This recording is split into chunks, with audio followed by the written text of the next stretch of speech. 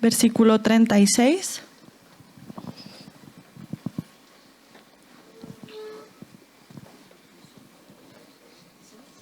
Mateo 26, 36.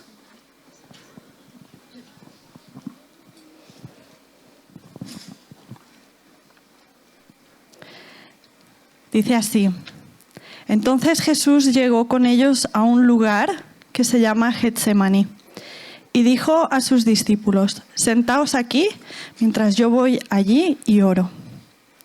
Y tomando consigo a Pedro y a los dos hijos de Zebedeo, comenzó a entristecerse y a angustiarse. Entonces les dijo: mi alma está muy afligida hasta el punto de la muerte. Quedaos aquí y velad conmigo. Y adelantándose un poco, cayó su rostro, orando y diciendo: Padre mío, si es posible, que pase de mí esta copa, pero no sea como yo quiero, sino como tú quieras. Vino entonces a los discípulos y los halló durmiendo. Y dijo a Pedro: ¿con que no pudisteis velar una hora conmigo? Velad y orad, para que no entréis en tentación. El espíritu está dispuesto, pero la carne es débil.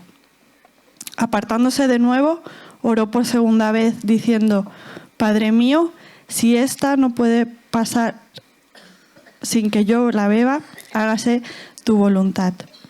Y vino otra vez y los halló durmiendo, porque sus ojos estaban cargados de sueño.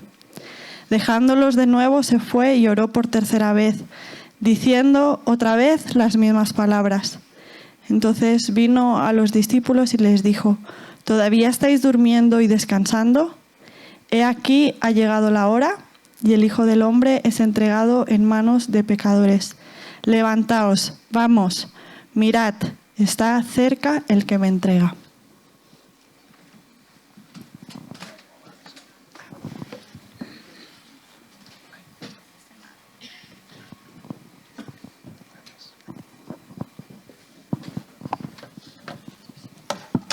Buenos días.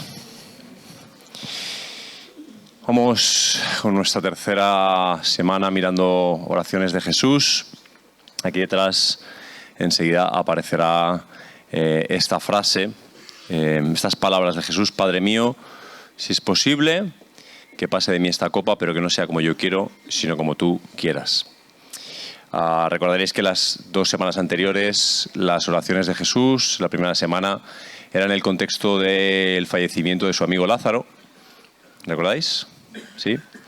La semana pasada, la oración que veíamos está en el capítulo 12 del Evangelio de Juan, y podemos decir que el centro de esa oración era el entendimiento de Jesús de que había llegado su hora, de que finalmente había llegado su hora, y pues ahí estaba él orando al Señor. Y cuando nos acercamos a esta tercera oración que os planteo, que está recogida en los 3 evangelios que llamamos sinópticos, en Mateo, en Marcos y en Lucas, en los 3 está esta escena que conocemos como Getsemaní. Por cierto, no sé cuántos sabéis qué significa Getsemaní, pero por las palabras desde el griego, desde el arameo y desde el hebreo, probablemente Getsemaní significa prensa de aceite. Es muy interesante, ¿no? Porque está en el Monte de los Olivos. Yo ya me imaginaba a veces decís el Monte de los Olivos y tú dices, pues una montaña, no te imaginas más. Pero si piensas en un monte de olivos y en una prensa de aceite, en una finca donde se trabaja el aceite, bueno, pues te puedes imaginar ahí donde estaba Jesús. Los 3 evangelios, aunque tienen algunas pequeñas diferencias en el relato, cuando llegan aquí te han explicado ya que Jesús ha sido ungido en Betania, que ha entrado en Jerusalén de una forma notable y notoria para todos, que ha celebrado la Pascua con sus discípulos, ha cenado con ellos. Juan nos ha explicado los detalles de que les ha lavado los pies, parte de la enseñanza que les está dando esa noche. Les recuerda algo que en los evangelios sinópticos va en varias ocasiones, pero esa noche les recuerda que su hora ha llegado. Los consuela, les habla mucho esa noche del Espíritu Santo, del Espíritu que vendrá. Él tiene que partir, pero va a venir un Espíritu que está por llegar a sus vidas de una manera que ellos todavía no conocen. También les anuncia lo que está por pasar con ellos. no en el sentido más positivo, ¿no? A veces cuando le pedimos al Señor por nuestro futuro, nos gustaría que nos diera información, no sé, nosotros elegiríamos qué información. La única información hacia el futuro que les da, esa noche, Pedro, ¿me vas a negar? Judas, ¿me vais a traicionar? Los demás me vais a abandonar. Eso es lo que saben que oyen de su maestro esa noche. O sea, a veces estamos deseando saber, no sé, escuchar otro tipo de palabras, ¿no? Solo estoy haciendo un pequeño resumen antes de llegar a esta oración. Esa noche, en la celebración de la Pascua, Jesús va, si me permitís la expresión, a resignificar la Pascua y va a instituir lo que nosotros conocemos como la Cena del Señor, la Santa Cena. Le va a dar un nuevo sentido.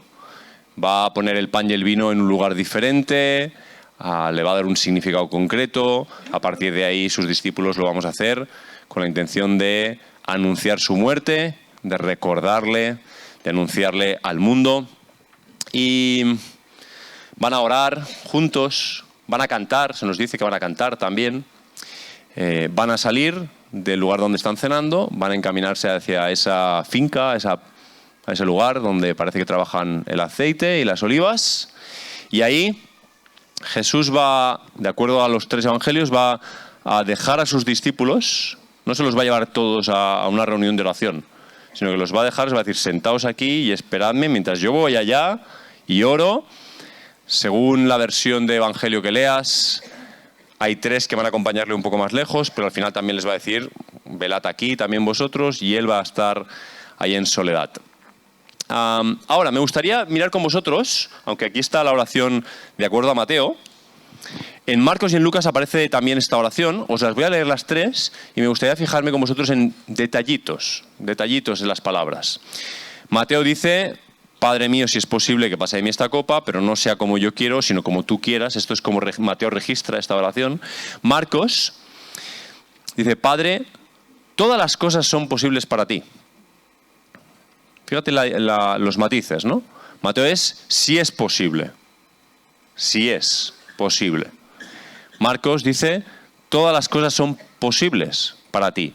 En verdad, no es muy diferente el mensaje, porque decirle a Dios si es posible, como para Él todo es posible, en un sentido es el mismo mensaje, ¿no?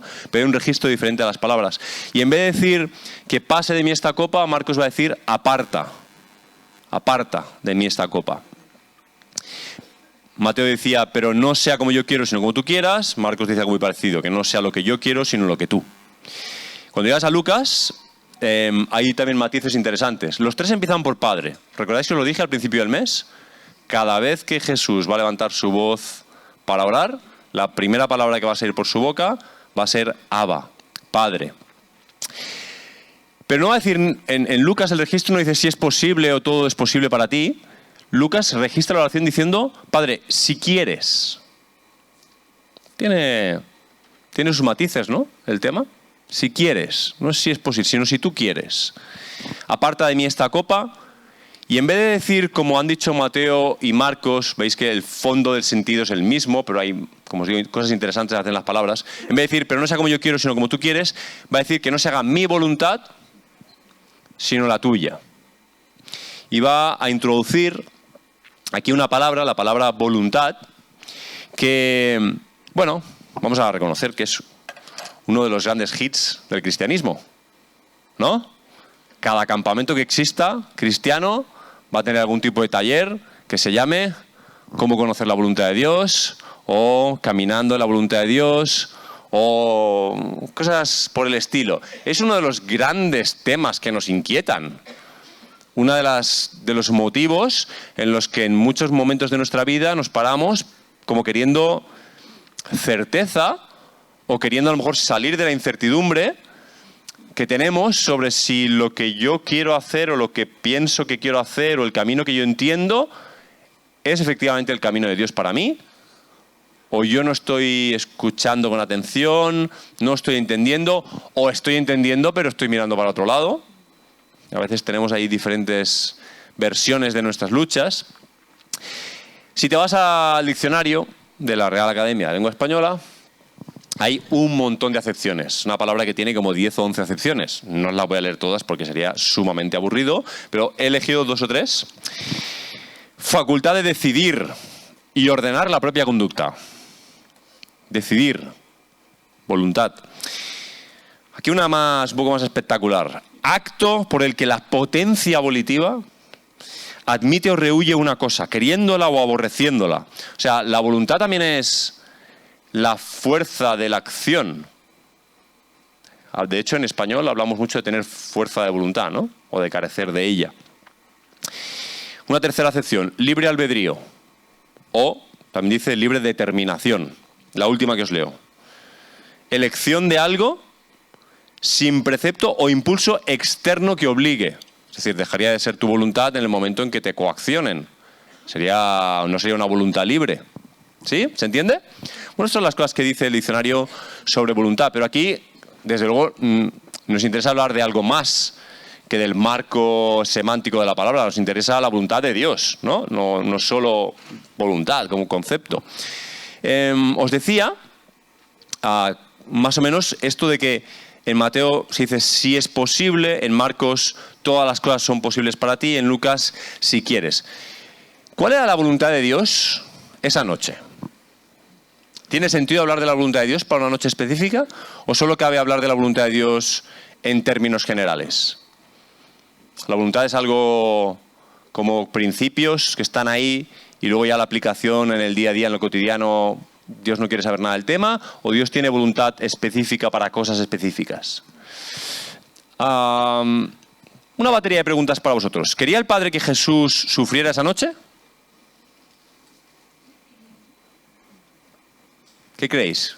¿Cuál era la voluntad de Dios? ¿Quería Dios Padre que el Hijo Jesús sufriera?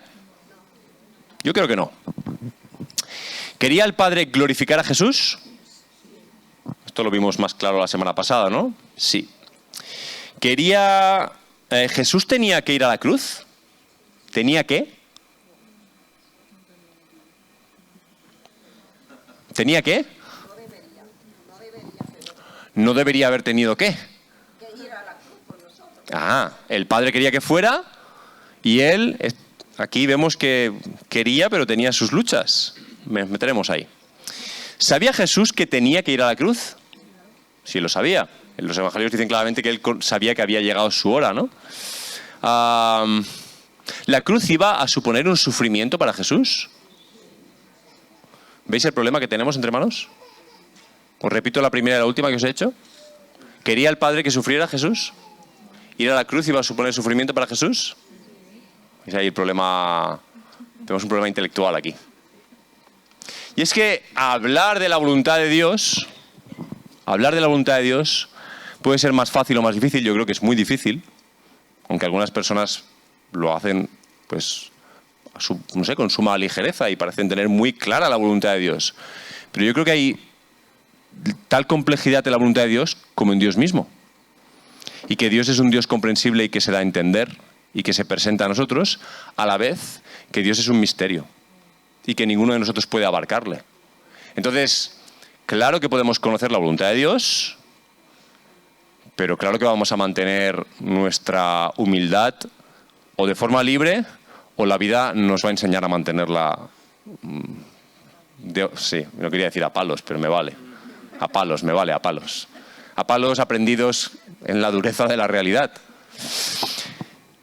Si es posible, si quieres, Mateo, Lucas, registrando matices, ¿no? Si quieres, si es posible. No es lo mismo, ¿verdad? Poder que querer. No es lo mismo.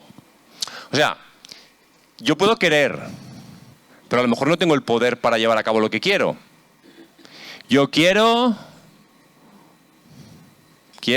ser famoso y rico. No quiero. Bueno, famoso no, rico. Bueno, podemos hablarlo luego. Quiero, pero no tengo el poder para hacer algo que haga que suceda, ¿no? No es lo mismo poder que querer. Cuando hablamos de la voluntad nuestra, lo que descubrimos es que nuestra voluntad es no libre, es decir, no es ilimitada, se encuentra con límites. Mi capacidad de decidir tiene muchos límites. Por lo tanto, no es una voluntad autodeterminada. ¿Entendéis ese concepto? Autodeterminada significa que puede decidir lo que quiera y nada podrá impedirlo. Esa es la voluntad de Dios. Dios puede decidir libremente todo aquello que quiera y no encuentra límites a su capacidad de decidir, ni ningún impedimento, porque en Él sí que está el poder, como dice Marcos en el registro de la oración. Jesús dice, para ti todas las cosas son posibles. Es decir, tus posibilidades son infinitas, las mías no. Tus oportunidades, tus posibilidades son infinitas. Entonces, más preguntas trampa. ¿Podía Dios evitar la cruz de Jesús? Claro, si la pregunta es ¿podía? Claro que podía. Tenía el poder, ¿no? En estas que hay mucha gente. Nos hacen las trampas estas de, bueno, pero si Dios es bueno, entonces ya no es todopoderoso. Son trampas que... Santo Tomás ya medio lo arregló, pero... Si es bueno, entonces no es todopoderoso. Porque si lo puede hacer todo, puede robar un banco. Pero robar un banco no es bueno. Entonces o es bueno o es todopoderoso. La trampa de no entender que la voluntad de Dios es autodeterminada. Autodeterminada no significa que Él no tenga una voluntad ilimitada. Significa que libremente ha decidido autodeterminar su voluntad a los límites que Él ha querido. Su voluntad ha decidido hasta dónde su voluntad decide y hasta dónde su voluntad actúa. Si no, el ser humano tampoco sería libre. Sería imposible creer en la libertad del ser humano de otra manera. La voluntad de Dios es totalmente libre y totalmente autodeterminada, pero la tuya y la mía no. Tú y yo no.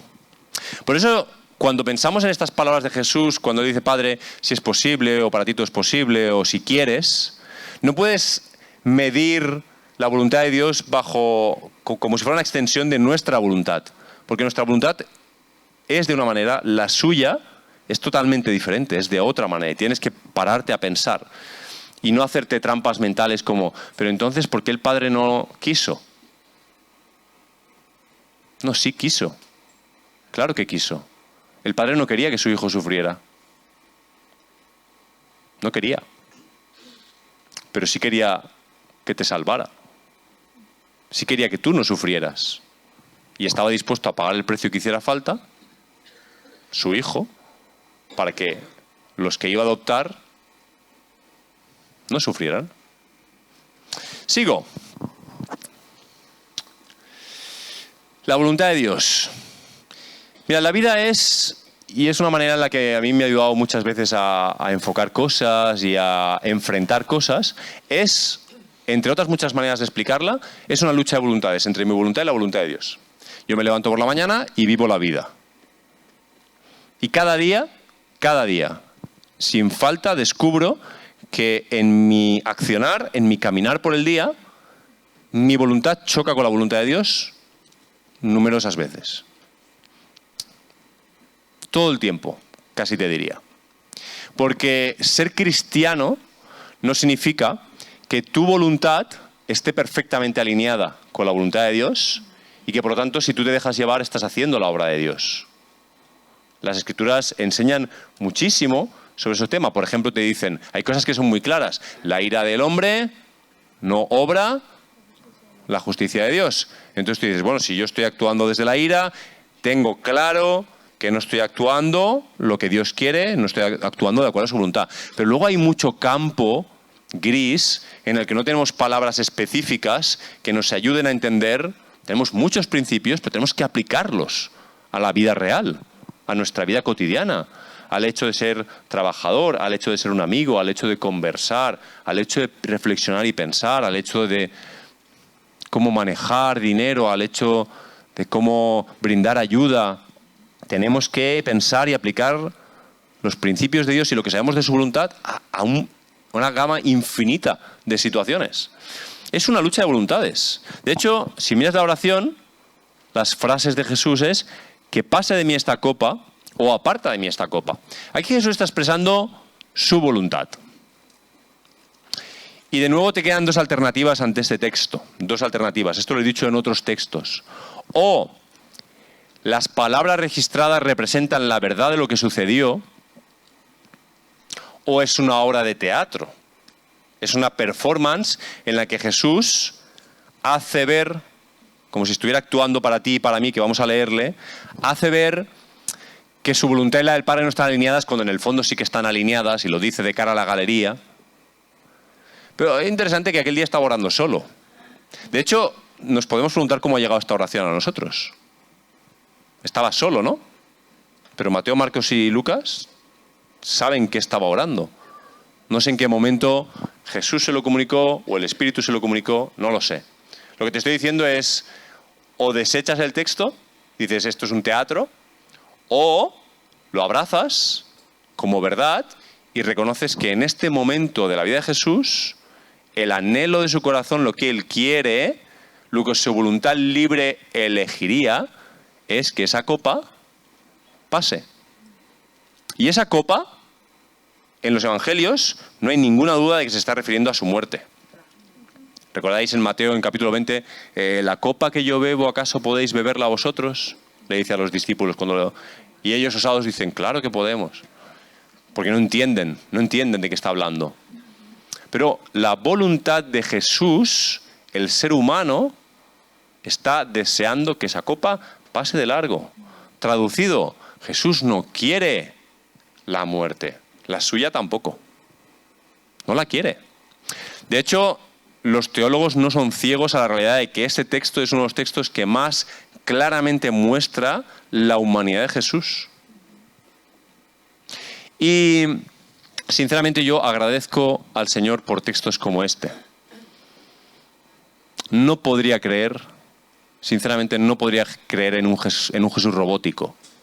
No podría creer en un androide perfecto, con una mente perfectamente diseñada. No, creo en un Jesús que pasó por la tierra de verdad, pasando hambre, llorando con tristeza las penas, doliéndose por los demás, agotándose físicamente, viendo la muerte venir y al verla de frente, teniendo un momento de hablar con su padre y decirle, ¿no podría esto pasar? ¿Crees que había alguna posibilidad de que Jesús se identificara de verdad contigo y conmigo sin mirar de frente a la muerte? No la había.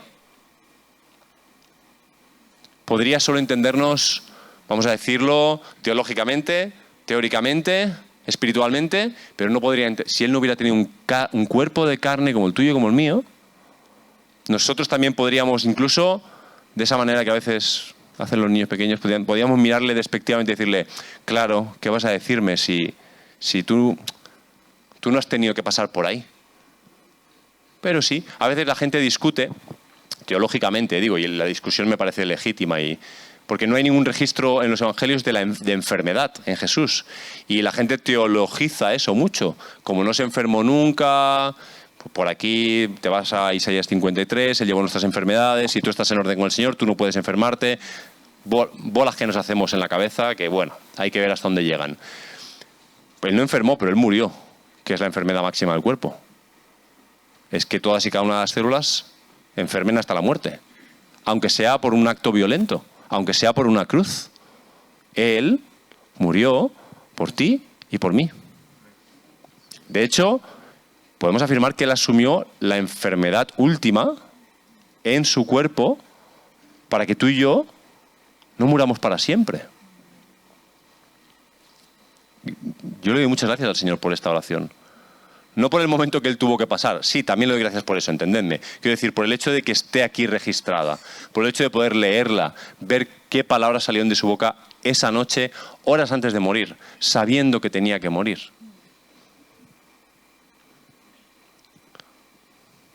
Porque puedo empatizar con Jesús. Le puedo amar.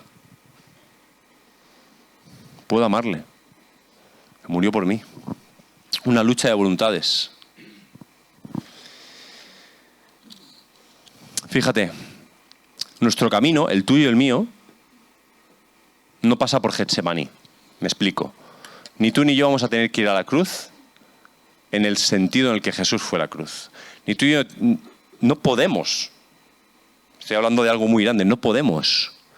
Ni tú ni yo vamos a ir ahí al Monte de los Olivos, a la prensa de aceite, a enfrentarnos al pecado de todo el mundo para salvar a todo el mundo. Ese fue un camino exclusivo de Jesús. Pero ante su cruz, Él tuvo que luchar con la voluntad de su Padre.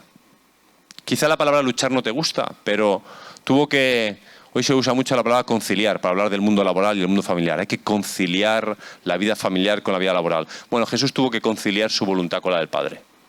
Había ahí aristas que trabajar. Y la única manera de hacerlo, pues solo hay una al final. Este camino solo nos lleva a un sitio. La única manera de hacerlo... Mira, te leo unas palabras de Pablo en Filipenses capítulo 3, versículo 10. Un versículo que también ha sido muy significativo para mí muchas veces. Pablo dice ahí, en Filipenses 3:10, quiero conocerle a Él. ¿Queréis conocerle a Él? Bien. Quiero conocer el poder de su resurrección. ¿Quién se apunta? Bien. Quiero participar en sus padecimientos. ¿Seguimos apuntándonos? Aquí va torciéndose la cosa, ¿verdad?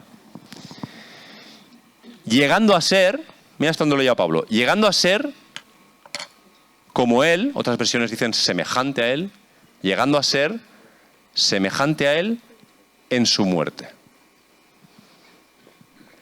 Un texto que puede ser muy mal interpretado, pero creo que una de las posibles aplicaciones de estas palabras de Pablo nos llegan hoy. Es decir, tú y yo no podemos ir a Getsemaní a morir con el llamado de Jesús. Ese era un llamado exclusivo para Él. Pero tú y yo estamos llamados a tomar nuestra cruz, la tuya propia, y a, en tu lucha de voluntades, sí ser semejante a Jesús. Cuando encuentres que la voluntad del Padre, que a lo mejor conoces, como el caso de esta oración, Jesús conoce la voluntad de su Padre, está enfrentada de alguna manera a tu voluntad, a lo que tú desearías, solo hay dos caminos posibles. Puedes luchar y luchar y luchar, y puedes insistir, y puedes ignorar la voluntad del Padre de alguna manera y hacerla tuya. O, la única alternativa posible, rendirte. Por eso el mensaje de hoy se llama oración de rendición. El primer día veíamos una oración de fe, la semana pasada os hablé de una oración de muerte, y hoy os estoy hablando de una oración de rendición. En eso sí podemos imitar a Jesús. Sí podemos llegar a ser como Él en su muerte. Aquí, justamente aquí, en su muerte. Esta oración está mirando de frente a frente a la muerte. Ahora, la invitación a rendirte no es una invitación a rendirte a última hora. Es una invitación a plantearte tu voluntad frente a la voluntad de Dios y abrazar la voluntad de Dios como una voluntad más sabia, más buena, con una comprensión y una perspectiva que la tuya no tiene.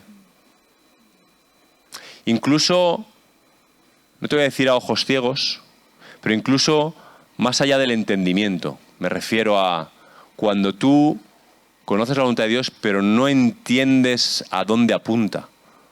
Sabes que eso es lo que Él quiere, pero dices, ¿pero dónde me va a llevar esto? Esto no parece lógico.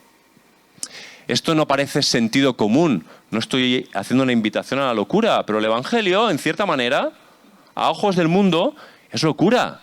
Y a veces tenemos que actuar de maneras poco lógicas. Y no estáis hablando con una persona a la que le guste... No, yo muy racional, muy reflexivo, y me gusta hacer las cosas que entiendo. Pero a veces el Señor nos llama a seguirle, a seguir su voluntad cuando la conocemos, y en muchas ocasiones sin acabar de entender o sin empezar a entender. Esa misma noche, cuando se ponga a lavar los pies, Pedro le va a decir, no, a mí no. Y Jesús le va a tener que decir, lo que yo hago tú no lo entiendes ahora. Pero tienes que tomar una decisión. O es mi voluntad y mi voluntad es lavarte los pies, y yo sé lo que yo estoy haciendo, y tú tienes la posibilidad de confiar en mí aunque no entiendas, o es tu voluntad y te niegas y no te los lavo y no tendrás parte conmigo, le va a decir.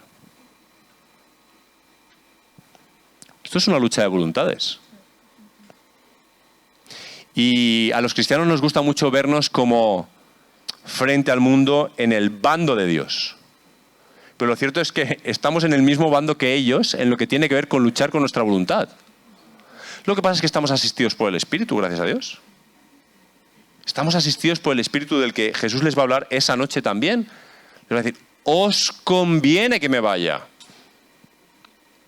¿Te imaginas a Jesús en este momento recordando, no sé si lo hizo, pero recordando que él mismo le ha dicho a los discípulos hace un rato, os conviene que me vaya? Os conviene que me vaya, y ahora está ahí, Padre, ¿podría ser que me fuera?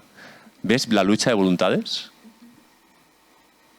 Pero él sabía que lo que nos convenía era que él se marchara y que el Espíritu Consolador viniera y estuviera con nosotros, su Espíritu, todos los días, todo el tiempo, para guiarnos a toda la verdad, como enseña el Evangelio de Juan. Y Jesús rindió su voluntad. ¿Cuál era el pecado de Jesús? La Biblia enseña que no había. Y aún tuvo que rendir su voluntad.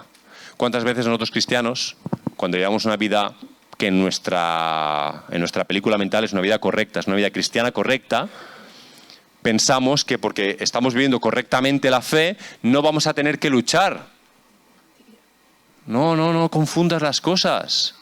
En el mundo tendréis aflicción, sufrimiento, habrá miles de ocasiones para luchar. Se te van a presentar. ¿Y la cabra tira para el monte?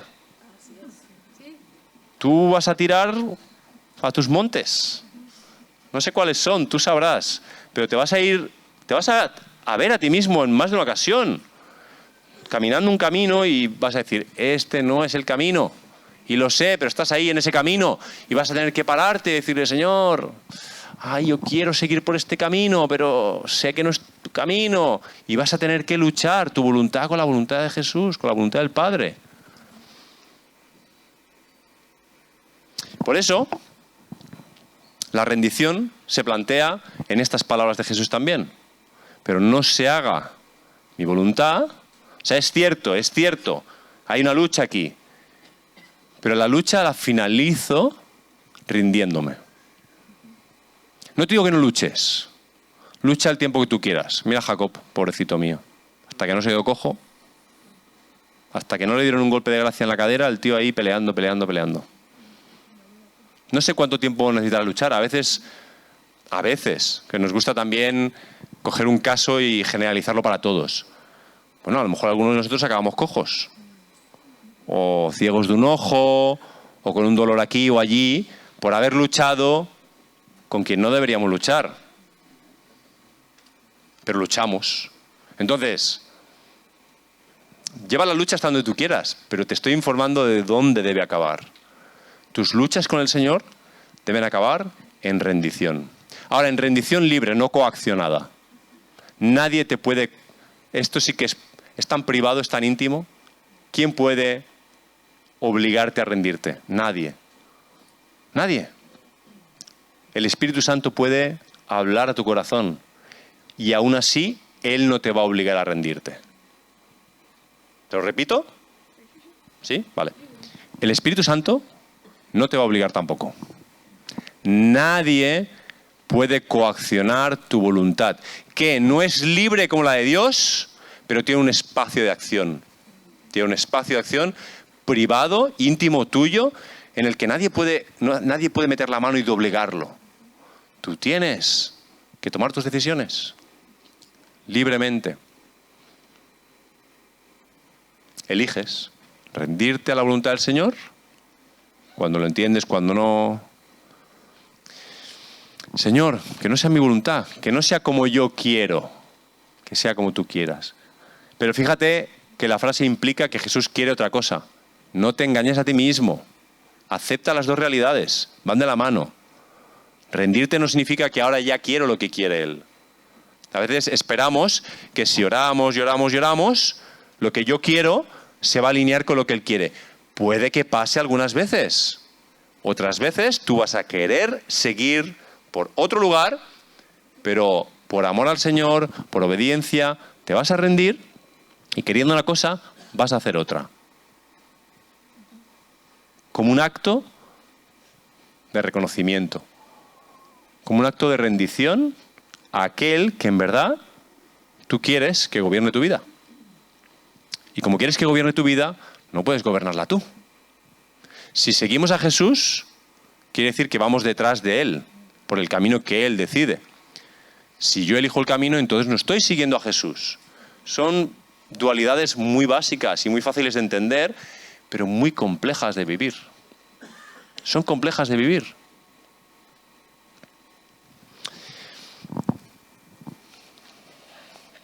La oración de Jesús aquí es una oración de rendición, de entrega. Jesús rinde su voluntad al Padre, confiando en su amor, en su bondad, en su poder, en su sabiduría.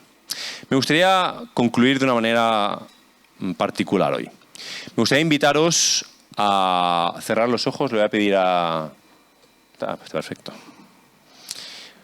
A Josué que esté ahí. Me gustaría invitarte a cerrar los ojos. Sabéis que muchas veces cuando os digo, primero lo explico y luego lo hacemos, ¿vale? Los que quieran, libremente, sin coacciones. Si te dejas coaccionar es cosa tuya, ¿eh? Yo no lo voy a intentar, pero es cosa tuya. Eres libre. Yo digo mucho, con el tema de la oración, lo de cerrar o no cerrar los ojos, porque tenemos toda una trayectoria de los evangélicos en que cerrar los ojos sea lo santo y no cerrarlos no, y cosas así. Cuando en los evangelios vemos a Jesús alzando sus ojos al cielo, decía al Padre, y oraba con los ojos abiertos. Entonces, no es ni satanizar ni no satanizar algo, sino entender la libertad a la que estamos llamados, de que podemos cerrar los ojos, podemos abrirlos, podemos orar sentado, de rodillas, caminando en la ciudad, en el campo, de noche, de día, etcétera, etcétera. Persigo una enseñanza con eso. Pero ahora os quiero invitar a cerrar los ojos, porque lo que quiero es leeros unas frases a modo de oración. Me gustaría que cada uno las estuviera meditando y las abrace si quiere o si no quiere, o ahí tú con tu libertad delante del Señor. Y después de estas frases que te voy a leer a modo de oración, me gustaría que tú siguieras orando después de esas frases. ¿Vale? Esas frases tienen su contenido, entonces tú las escuchas y después tú sigues orando lo que tú quieras con el Señor, ¿vale? Y sigue orando, tómate un tiempo para orar. Nos van a acompañar también con una canción que también os invito a cantar. Si la letra responde de alguna manera quizá a lo que estás orando, eso es el ejercicio. Entonces os invito a cerrar vuestros ojos y a partir de aquí leo. Quizá algo te tiene muy triste. Jesús esa noche estaba triste hasta el extremo. Quizá sabes que algo, no tú, pero algo en tu vida tiene que morir. Y eso duele. Te está costando horrores ir hacia la cruz que tienes enfrente, la que tienes delante ahora. No es la cruz de Jesús, pero es la tuya. Honestamente, siendo sinceros, querrías que pasara de ti esta copa. No te apetece beberla. Pero sabes, en el fondo sabes que tienes que bebértela. No quieres que acabe esa vida, pero también sabes que debe acabar, que debe ser crucificada. Te invito a que mires a Jesús en su cruz esa noche y a que te rindas como Él se rindió en Getsemaní. Te invito a hacer una oración de rendición. Te invito a tomar tu cruz y a que rindas tu voluntad a la suya. Que se haga en la tierra como en el cielo, la voluntad de Dios. Y en tu vida como en la vida de Jesús.